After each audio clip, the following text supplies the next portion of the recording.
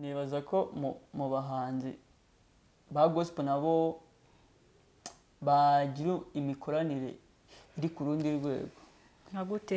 Nka cya gitaramo hagahita hazamo nka Meddy uramuzi? Meddy ndamuzi. Ahura mu makoncert kandi akomeye. Nk'ubu rero bahise bamunaga muri no concert yabaye nawe akaza nk'umuhanzi uremereye. Numva byatanga indi impact noneho ikomeye byatari. Ko nawe rega afite ibihangano nabadiye ibihangano kandi byiza bigezweho.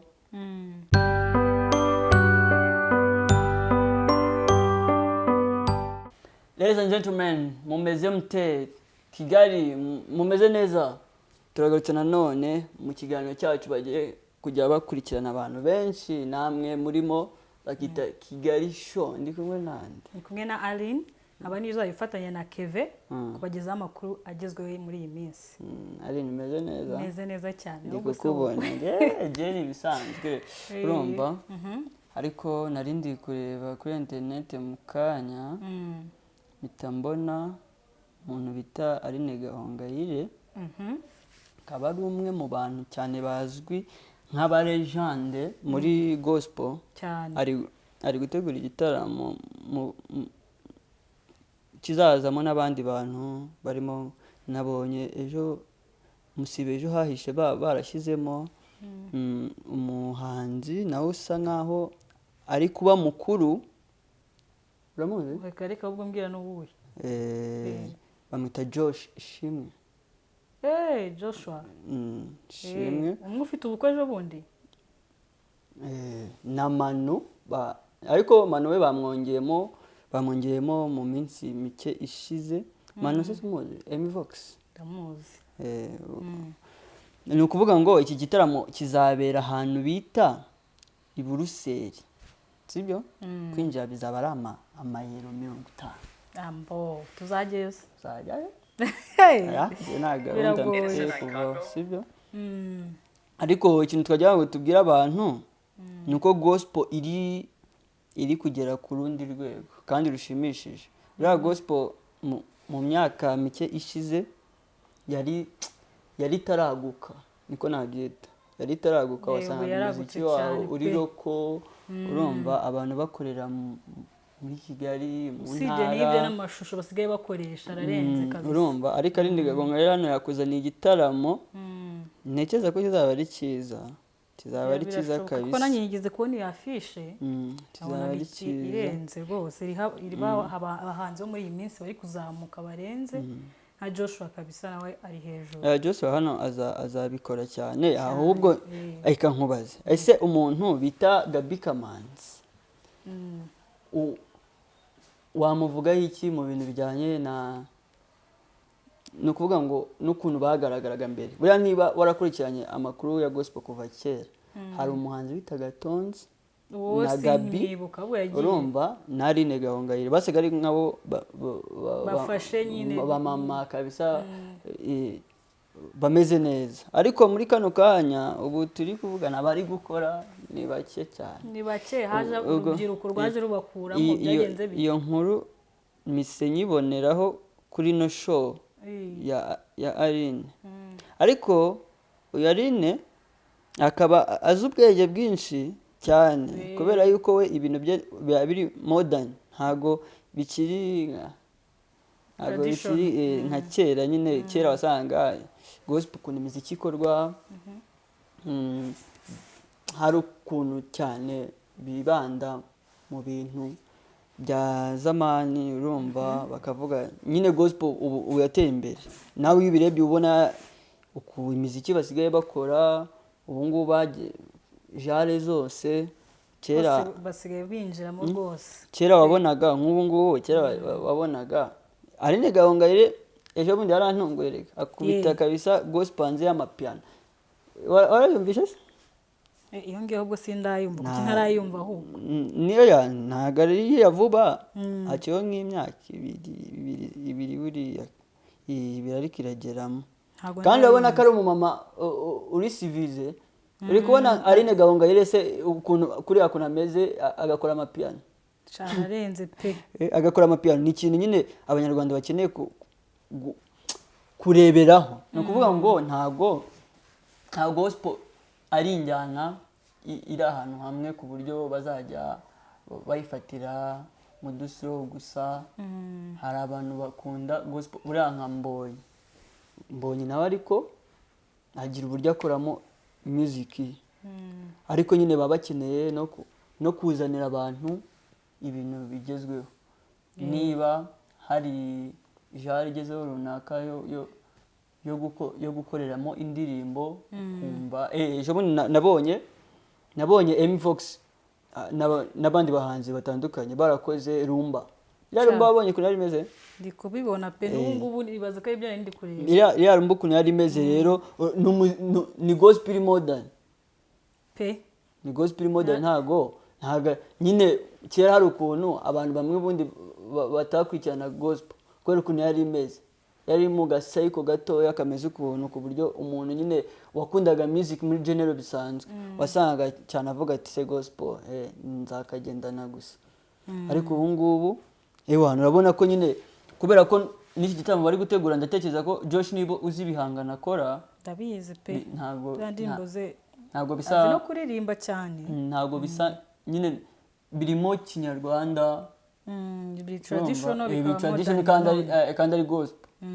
Urumva rero niyo mpamvu narindi kukubwira ngo ino show ishobora kuza kuko nayo ndabona na Instagram nizo gusa oyanjye nahoze mbireba kabisa. No umva ibintu birashyushye, ahubwo abantu bari i Buruseli kabisa batangire bategure amatiketi yabo kabisa. Ndabona izabiri na live, ahubwo si ngombwa ko tujyayo, abatazabona ko tujyayo tuzarebera live kubera yuko rega ibintu nakubwiye ibintu byabaye sawa cyane. Ntabwo niba kabisa wowe ufite gahunda uzajyeyo ubatera inkunga.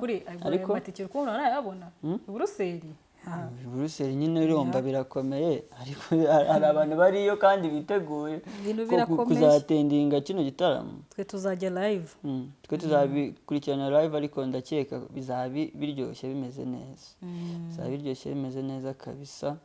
Okay, rero kino gitaramo ukuntu nakibonye sibyo, iki gitaramo ku muntu uzakitabira azitabira ibintu bikomeye kubera yuko urumva ubu maze kubona abahanzi 3 bari kuri affiche biteguye gusa sibyo.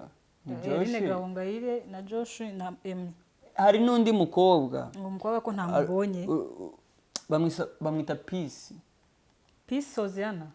Urawize ku Nyundo abekinga Mbonyi nawe namubonye kuri affiche yagiriyeho rimwe na Emi Fox. Urumva ni abantu batandukanye kandi bafite ibintu byabo byihariye. Ni ukuvuga ngo wumva ukunda imiziki ya Josh kinyarwanda, style yo mu kinyarwanda, ukunda Emi ihangano bye, ukunda Peace n'ukunda Gahongayire, bose urumva ko bazabateranya ahantu ari kubera ibintu bitandukanye. Urumva kandi bidakuyeho ko hari n'abandi tutarabona afishe ko bari kugenda bayongeraho abantu, ubwo bigaragare ko n'ejo bundi bashobora kuzashyiraho abandi. Ese ubwo bashyizeho abandi ni nkande uri gutekereza bashobora gushyiraho?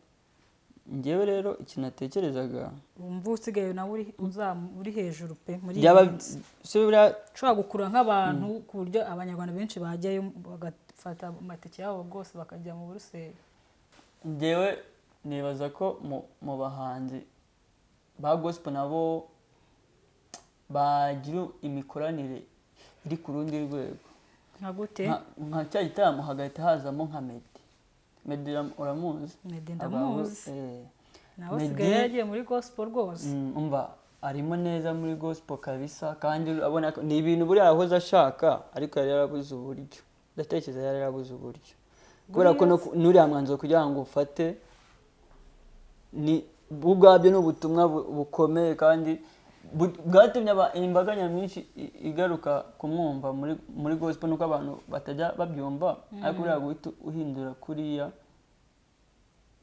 Meddy ni umusitari umusitari ariko se ni umusitari ntakimwumva cyane utakimwumva cyane nyine nuko sinzi niba utajya ukurikira ngenda mukurikirana ahura mu makonsati kandi akomeye nk'ubu rero bahise bamunaga muri no konseri yabaye nawe akaza nk'umuhanzi uremereye numva byatanga indi impact noneho ikomeye byatari ko nawe rega afite ibihangano nabadiye ibihangano kandi byiza bigezweho kandi urumva nawe afite ukuntu akora umuziki we uri modern njye numva bibaye nyine bishobotse yaba ariyo shuwa nziza yaba ku giti cyane. ubwo se kuki utavuga nka mbonyi kubona asigaye afite abantu benshi kurusha Meddy? mbonyi nawe byakunda ariko impamvu nari mvuze Meddy ni ku ruhande rwanjye mbonyi ahora mu bitaramo wasanga n'iki kizaba mbonyi afite ikindi urumva niyo mpamvu rero ngiye mise mvuga ariko nanone ndebye ku muntu badakunda gutekerezaho abantu bo mu Rwanda kubera ko nyine we bamufashe nk'umuntu ukorera imiziki ye hanze bambonye kandi bo bari mu gihugu numva ngiye mise ntekereza nyine kwagura nyine gospel ku buryo bazajya batumira n'abantu bo hanze bakorera gospel hanze muri ibyo bitaramo ku buryo nk'afishe tumaze kubona ntibureho nko muri diaspora. Noneho reka tugaruke kuri barangu batonze ba Gaby nabo bazi ubwo ntibashobora kuzamukira muri icyo gitaramo aramutse abatumiye ko bajyaga indirimbo zabaga ari nziza ariko urumva igihe kiba nyine ariko Gaby kamanza bakoramo gakeya urumva no mu buryo kugira ngo nabo bagaruke gakeya basaba Aline Gahongayire cyangwa Aline Gahongayire niba ari inshuti nawe akavuga ati reka tubashyiremo byibuze bagaruke bongere bamenyekane. Urumva bariya bashobora kuba barabonye izindi nshingano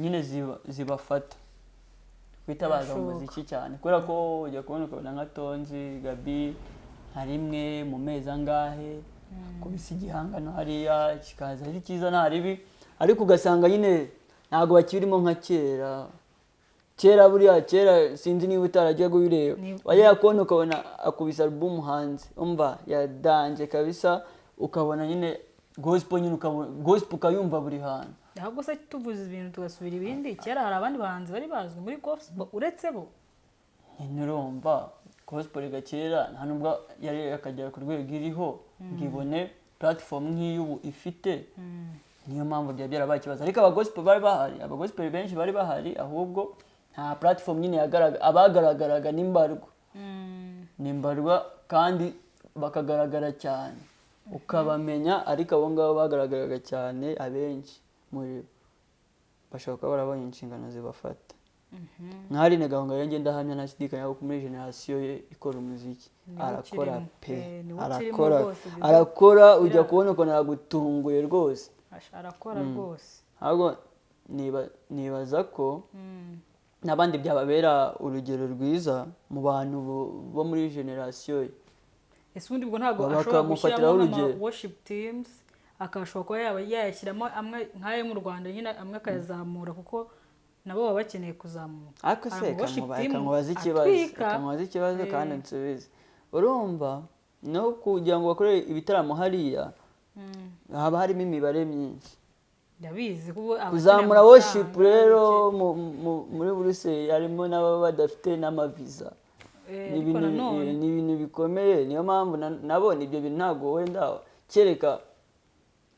kereka bajyanye bake muri bo bakagenda basa nk'abayihagarariye ko bose bagenda bose ariko ushobora nko gusanga abarida babo bashobora kugenda abenshi aribo bafite icyo kibazo kandi nose ubwo batwara ababekazi gusa